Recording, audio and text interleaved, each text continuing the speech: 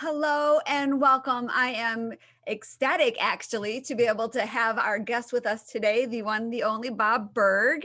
And I have had the fortune of knowing Bob for a long time, and I can claim that he's been a really influential part of my business journey. I met him, gosh, I don't even know what year it was, probably back in like 2005, maybe, when the first time you actually came to speak to our women's community. And I know they loved you, the talk you gave, some of the like exercises you did with them were, I still have people talking about it. It was just incredible. But beyond that, throughout the years, you've just been a great friend, great role model, great mentor. You've helped me in so many ways.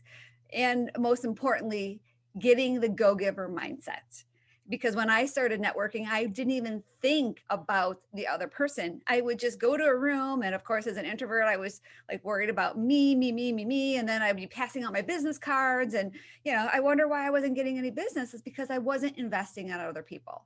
And this little book right here is the gem that just changed my whole mindset and changed my whole approach to networking.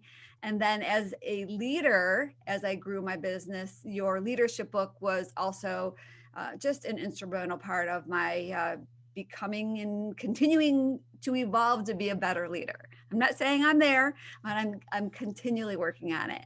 So I want to welcome you, Bob, for joining us today. Thanks, Christie. And you always say that and you always give me so much credit, but for as long, and I always appreciate that. I'm honored by it. But for as long as I've known you, you've been a great leader, a great networker. I've certainly seen you grow. I tend to, and I don't mean to be denying the law of receptivity here in Yes. receiving a compliment. However, I've got to say, I think you were doing this long before you ever came across my stuff, because you've been a great leader. You've been a mentor to me as well, and so you're always saying I'm one of your mentors. You're one of mine, and I know you are to a lot of people. So it's a Oh, mutual love fest, believe me. thank you. I can sure teach people what not to do. Well, so can I. I think we've all been there, right? Yeah, no, yeah, true that. So you didn't just wake up one morning and realize that I'm going to be a go-giver. So how did that all come about? I mean, there's a story behind everything. That's what we're about with the Overcoming Mediocrity Project, is how we can share our stories with the world, which is our message. And then our mess that turns into our biggest message in the world, where we can support other people. But how did Yeah. you kind of figure this whole thing out? Well, it was a journey. I mean, I think like with most people, it typically is. I was very lucky in being born to a couple of great parents who um, just set a wonderful example. So I got to see that, and while we wouldn't have, or I wouldn't have thought of the word go giver, I mean that's pretty much what I saw. These are two people who are always adding value in their own unique ways to the lives of other people. So I got to see that. Now, growing up, of course, you get exposed to a lot of different type of people. Uh, some of the people who as Jim Rohn used to say, you learn what to do, and from others you learn what not to do. And sometimes, though, the ones who I should have learned what not to do, I did. Okay. So, I mean, I got off track for quite a while, not quite a while, but for certainly a reasonable amount of time myself. So there was the back and forth. Now, when I got into sales, because I started as a broadcaster, first I did sports, radio, and then television news. I was the late night news guy for a very, very small ABC affiliate in the Midwestern United States. I was not really particularly good at it. I could read the news. I mean, that was not a big deal. I certainly wasn't a journalist by any means, and it wasn't long before I saw that really wasn't going to be what my calling was. So I like to say I graduated into sales. Mm. Now, the challenge for me was that I knew nothing about sales. I had never had any formal sales training, didn't even know it existed. And the company where I started, will just say that their training was negligible at best. And when I Right. say negligible, I mean non-existent. None. So I was on my own. So I floundered, and I did pretty much what you were saying. I mean, I just kind of went in and I blah, blah, blah, blah, blah. Products are, I'd knock on a lot of doors. I'd make a lot of phone calls. I'd see a lot of people. I'd do all those things, but I wasn't very successful. I floundered greatly. Again, referring back to Jim Rohn, I had what he would have said. I had the motivation, but not the information, Yes, right? yes, And you've got to have both. Now you can have the information, but if you don't have the motivation, you're also probably not gonna go anywhere. But you do need both. They're both important. Uh, so really, I floundered and I was very frustrated. One day I was in a bookstore, and this is, I guess, almost 40 years ago, mm, and I came across a couple of books on sales. One was by Zig Ziglar, and the other was by Tom Hopkins, two of the yeah, legendary sales teachers. And I remember first just being inspired by the fact that these were books on selling. Today, mhm, you don't think, it's no big deal, right? But back then, I didn't know there was something like that. They just weren't as prevalent as they are now. right, So right, I got the books, and I mean, I just tore into them, mm, right? I mean, yeah, I'd come home after work devoured, and I was reading and I was highlighting and note taking and underlying and dog earing and practicing and drilling and rehearsing and blah, blah, blah. I mean, I was just, and within a few weeks, my sales began to go through the roof. oh, And great the reason was now I had a methodology. I had a system for system, doing yep, something that I previously didn't know how to do. Now, to this day, I define a system. This is my definition, but that doesn't mean it's right. It just means it's mine. It's how I see it. I define a system as simply the process of predictably achieving a goal based on a logical and specific set of how to principles. The yep, key being predictability. If it's been proven that by doing A, you'll get the desired result of B, well, all you need to do is A and continue to do A and continue to do A, and eventually you'll get the desired result of B. So I started really getting mm, into sales. And of course, as you know, a big part of sales is personal development. So I started getting all the books from How to Win Friends and Influence People to The Richest Man in Babylon to The Magic of Thinking Big yeah, and all the Secrets of greats, this and all the, yeah, these great. And because really it's feeding our mind, it's building ourselves on the inside and understanding that success manifests itself on the outside, but we have to build ourselves inside. We build ourselves here and here. And so I was having fun. I mean, I really right, enjoyed it and I was you're successful picking it at all it. And up, you're getting results, yes, but then what happened was I went to work for another company, and that was selling a high ticket item, and I started off okay, but then I went into a massive slump. ah, And the more I tried to get out of this slump, the more I was focusing on myself, yeah, focusing on the sale. Is this right? It was became about me. right, And um and it was really, it was very difficult. And I remember coming back to the office one day, and there was a gentleman there, an older man. I think he retired soon after. He was not in sales. As I recall, he was in the engineering department, but I really don't even know. Again, this is, close to 40 years ago, probably now about 36, 37 years ago. And I think he saw me as kind of Joe in The Go-Giver that I would oh, later yeah, write with John David Mann 20 years, 30 years after that, or whatever it was. He saw me as that young, ambitious, aggressive, up and coming, hardworking, but very frustrated mm, salesperson. And really, he saw something in me that I didn't. He saw my focus was really in the wrong place. And he was one of these guys, Christie, that, and we've all known people like this, who he didn't say much, but whenever he did say something, I mean, it was always profound yes, you know yeah, so when he asked me, when he said Berg, he was a last name kind of guy. He said, Berg, can I give you some advice? And I said, yes, absolutely, please do, I need it. And he said, if you want to make a lot of money in sales, he said, don't have making money as your target. Your mm, target is serving others. yep, Now, when you hit the target, he said, you'll get a reward, and that reward will come in the form of money. And you can do with that money whatever you choose. yep, But never forget, he said, the money is simply the reward for hitting the target. It ain't the target itself. Your target is serving others. And this is when it really hit me, Christy, that great salesmanship is never about the salesperson.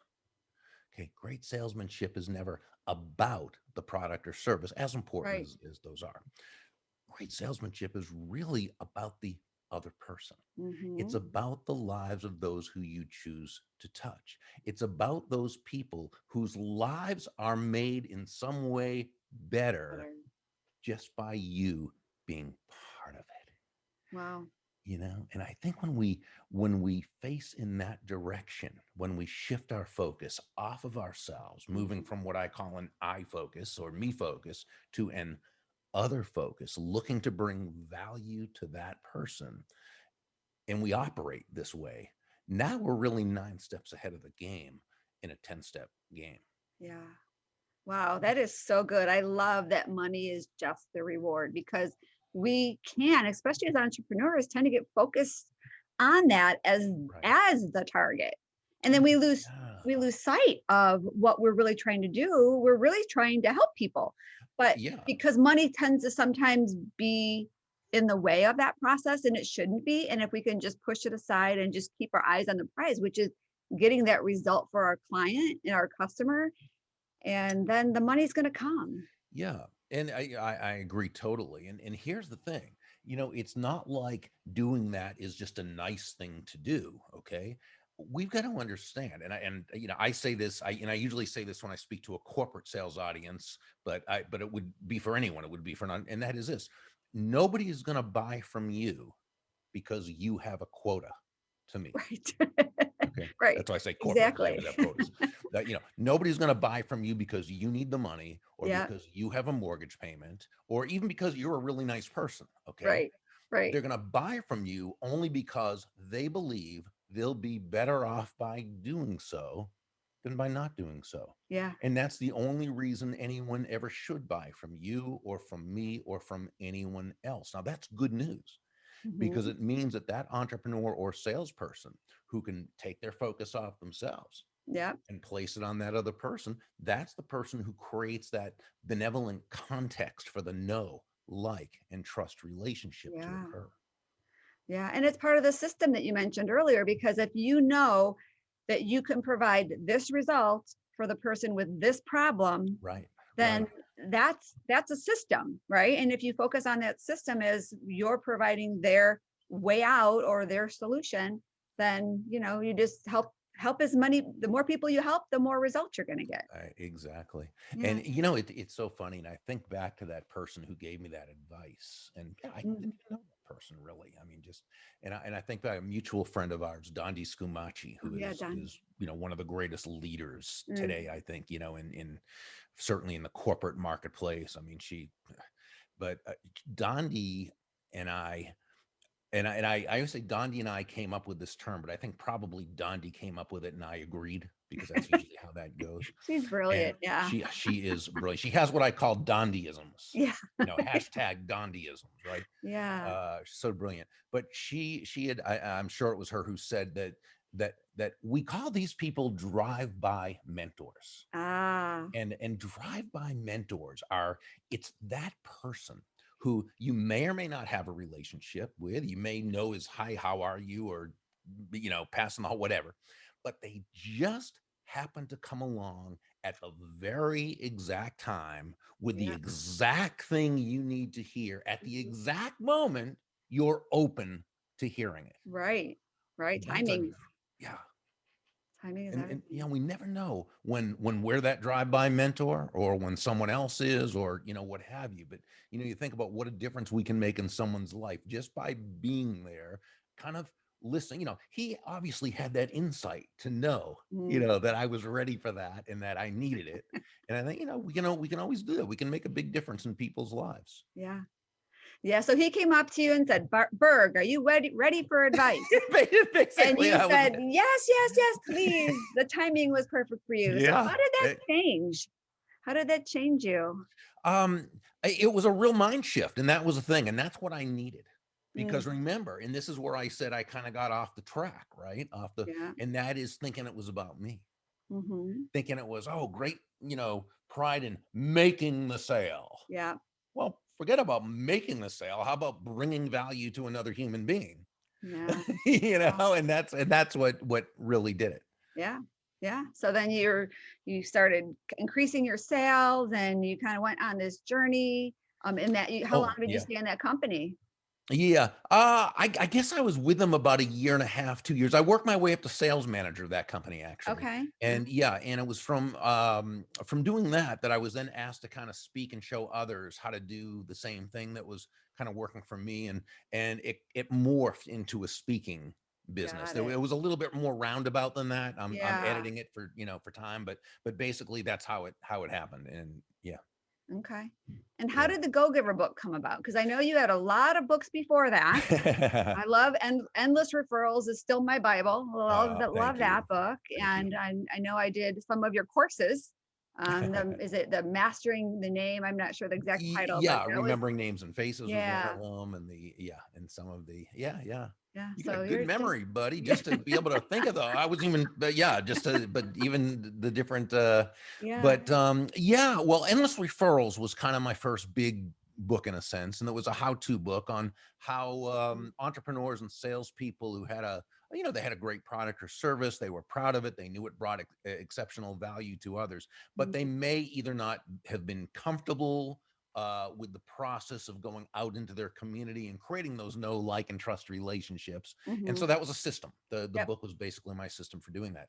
But I'd always read a lot of parables and had always enjoyed parables. I think stories, I think they connect at a heart level that a Yes. how-to book doesn't necessarily do. Absolutely. Yeah, and I thought, what if we could take the basic premise of endless referrals that was all things being equal, people will do business with and refer business to those people they know, like, and trust. I Mhm. almost don't want to say that to you because you've heard me say that thing that those words so many times. But But it's how so could we, true. It's perfect. yeah, and how could we, make a parable out of that premise? And so Mhm. I thought, well, okay, so what is it? What's the basic essence of a person Mm. who is able to quickly and sustainably create those know, like, and trust relationships on a consistent basis? Well, they're givers. They're typically people who are always interested in bringing exceptional value, giving value Right. to others. So the title, the Go Giver, kind of played against the more familiar term Go Getter, but we would say we want people to be go getters, people of action, and go givers, people who are focused on creating value for others. We want people to be both of those, go getters and go givers. The opposite of a go giver would be a go taker, Taker. right? Yeah. And so um but the title played well, right? The Go Giver. But of course, and you know this because you're friends with him too, the best thing I did for the book was asking John David Mann to be the co-author and lead writer. And because he's a genius, and and Yeah. I'm some how-to guy who writes step one, step two, step three. So Right. so we collaborated on that, and that's really how the Go Giver came about. Okay. All right. Well, do you mind hanging on for a little bit longer? We'll take a quick commercial break and then we'll come back and then we can dive into some of the principles if that's okay with Absolutely. you. Sure. Perfect. Awesome. Okay. Well, welcome back, Bob, and welcome back, my friends. I am so excited because now we're going to actually dive into the meat and potatoes of the Go Giver and the principles that really changed my life. And I hope they change your life as well. So tell us about these 5 magical laws, Bob. Yeah, so the 5 laws, the laws of value, compensation, influence, authenticity, and receptivity, are all based around a specific premise, and that is that shifting your focus from getting to giving. And when we say giving in this context, we simply mean constantly and consistently providing immense value to others, understanding that doing so is not only a more pleasant way of conducting business, it's the most financially profitable way as well. Okay, Right. so the first law, the law of value, says your true worth in the business sense, your true worth is determined by how much more you give in value than you take in payment. Now, this can sound a little counterintuitive when you first hear it. Give more in value than I take in payment. I mean, that sounds all nicey nice and everything, but won't I go bankrupt that way, right? And Right. so we simply have to understand the difference between price and value. Price is a dollar figure. It's a dollar amount. It's finite. It is what it is. Value, on the other hand, is the relative worth or desirability of a thing, of something, to the end user or beholder. In other words, what is it about this thing, this product, service, concept, idea, what have you, that brings so much worth or value to another human being that they will willingly exchange their money for it and be glad they did, while you make a very healthy profit. And you've heard me give the example before of the accountant who you hire to do your taxes, and she charges you, we'll say $1,000. That's her fee. Literally, it's her price, $1,000. But what immense value does she give you that makes it so worthwhile for you? Well, through her years of experience, through her intent and focus on learning about you and your wants, your needs, your desires, learning about your business, what you're trying to accomplish, she's able to save you $5,000 in Mhm. taxes. She Yeah. also saves you countless hours of time, and she Time. provides you and your family with the security and the peace of mind of knowing it was done correctly. So, Yeah. so we see that price is concrete, and in terms of price is price. Value can be both concrete in terms of the $5,000 savings, but value can also be conceptual Mm. in terms of the peace of mind, right? Which probably holds more worth or value than the $5,000 savings does. So Right. what she did is she gave you well over $5,000 in value in exchange for $1,000 price. So Right. she gave you more in value than she took in payment. So you feel you're ecstatic about it. But Hmm. she also made a very healthy profit, because as far as she's concerned, it was worth it to her to lease out her time, her energy, her wisdom, her knowledge for that $1,000. Yep. Okay. So it's A well, it's a win-win. win-win, right? Yeah. And Harry Brown, who was a great uh, a writer, a political mentor, just a great guy. He used to say, in any free market-based exchange, free market simply meaning no one's forced to do business with anyone else. They do Mhm. so on their own accord. Okay. In any free market-based exchange, there are always two profits: the buyer Mhm. profits and the seller profits, because each of them come away better off afterwards than Right. they were before.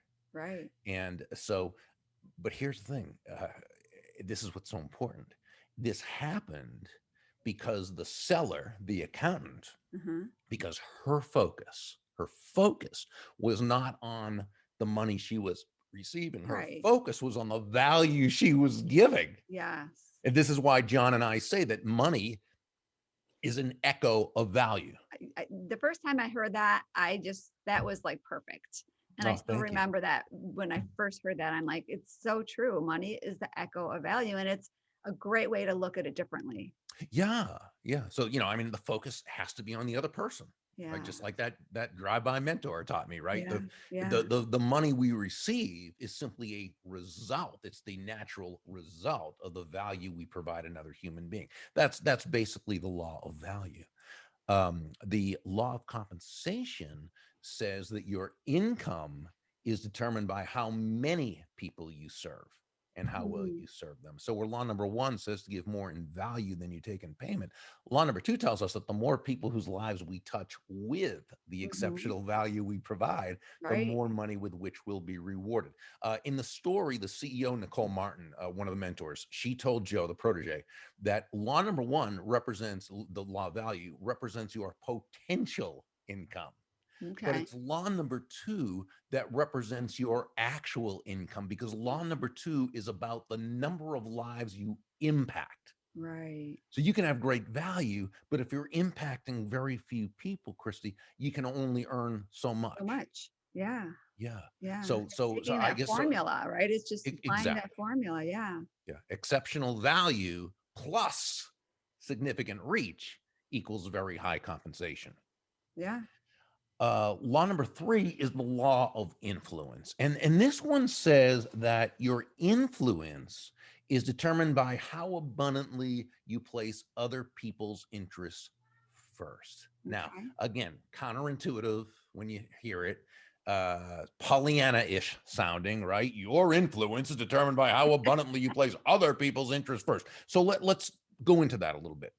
When we say place the other person's interests first, we absolutely do not mean you should be anyone's doormat or a martyr or self-sacrificial in any way. Absolutely not.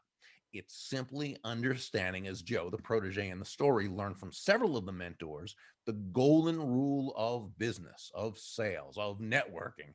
And Mhm. that is, again, that all things being equal, people will do business with and refer business to those people they know, like, and trust. Now, here's the thing.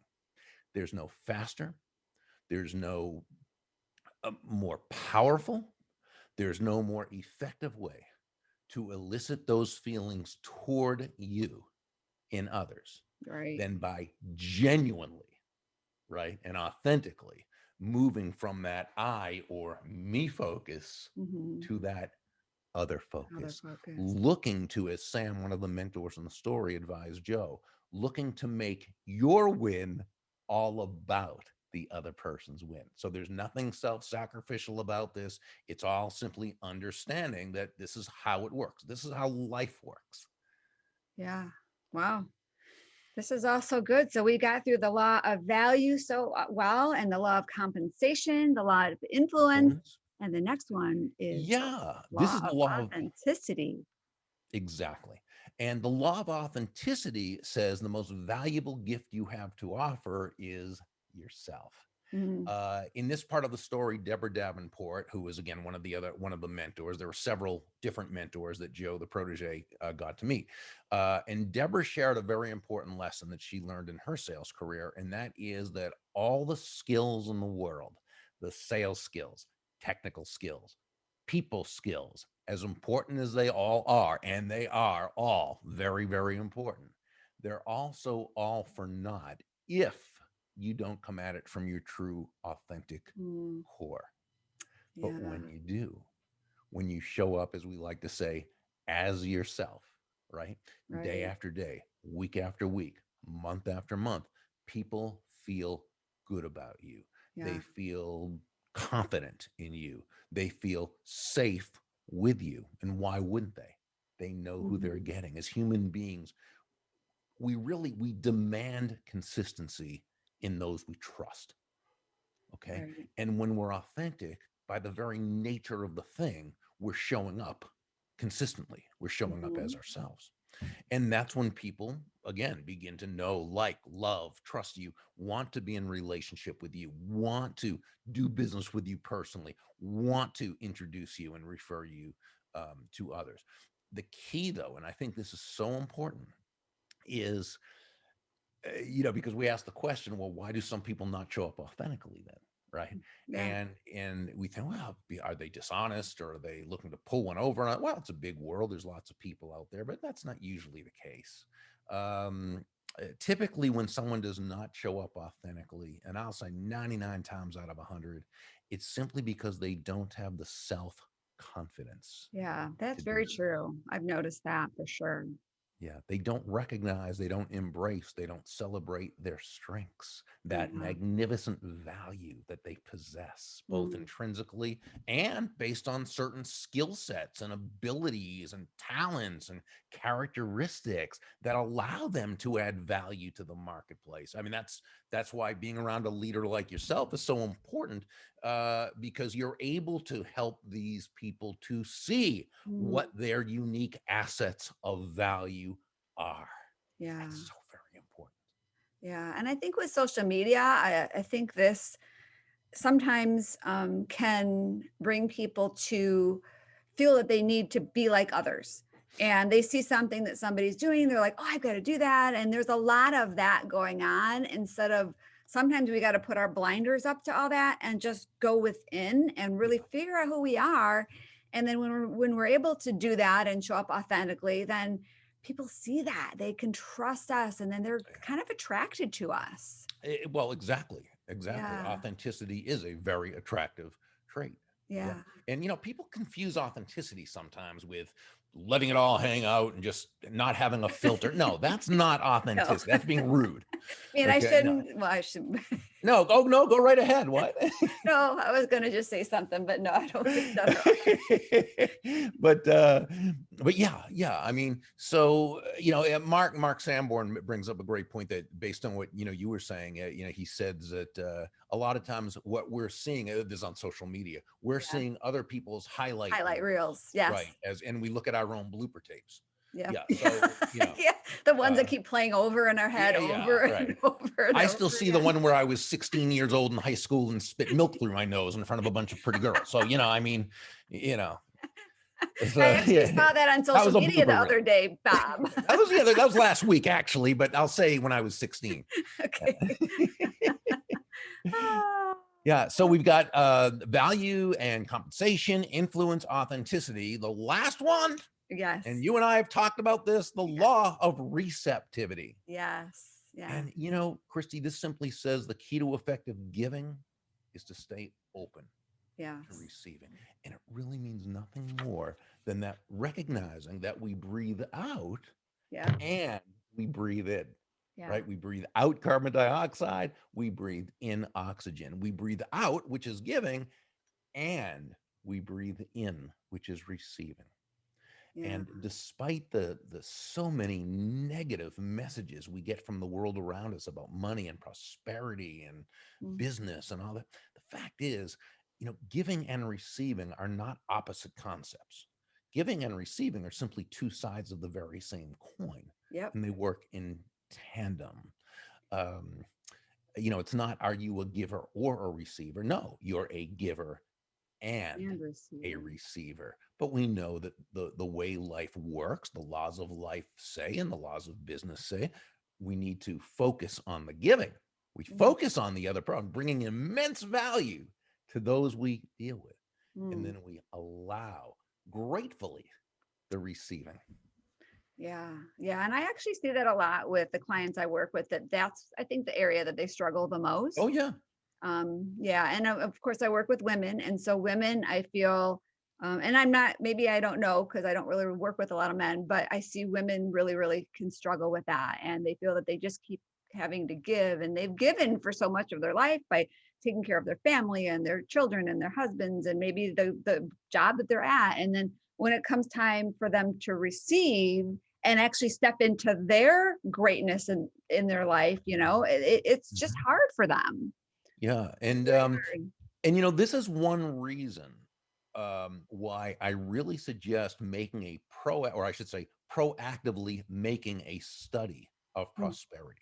Wow. There are people like Randy Yes, Gage, who Randy Gage. there's a woman in the Chicagoland area, Ellen Rogan, who's a former Mm. financial advisor, and she specialized in helping women plan. She doesn't do that anymore. She now writes books, speaks, but her whole thing, Ellen's entire thing, was on the mind Mm. when it came to money. Yeah. Right?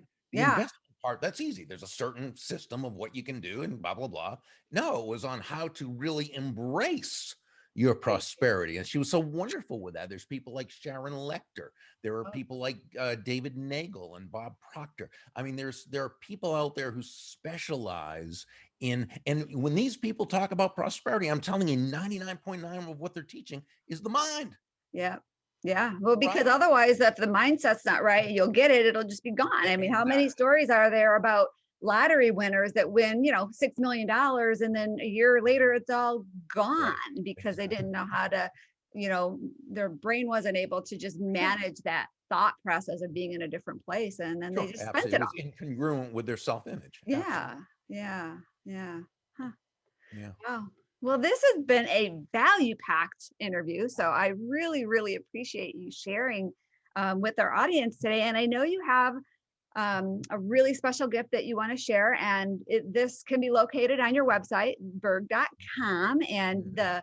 the link will be in the show notes below. But you have an amazing community. And that's one of the things that I really Oh. love about you. And I'm actually today having a conversation with Sophie Zellerman, I believe. Oh, Yeah, yeah, yeah. Sophie, Sophie Zoe, that's So what she yeah, goes so by. okay. Sophie Zoe. Yeah, so we met in a different area, and then we realized we both knew you, and she's a part of your That's community. And funny. like, when I know somebody that's in the Burg group, the Go Giver Yeah, community, I just want to connect with them because they're like-minded, and thank I you. think it's a great place to hang And you were out. right, by the way, her name is Sophie Zolman, but she goes by Sophie Zoe is her, Sophie Zoe. moniker, and I think it's really cute how she does that. It's like everything is Sophie Zoe, and it's like, that's such great, Yeah. it's not the entire brand because her brand is being awesome and wonderful and so good at what she does, but it's like Sophie Zoe, it's like, boom, you know who it is that you're.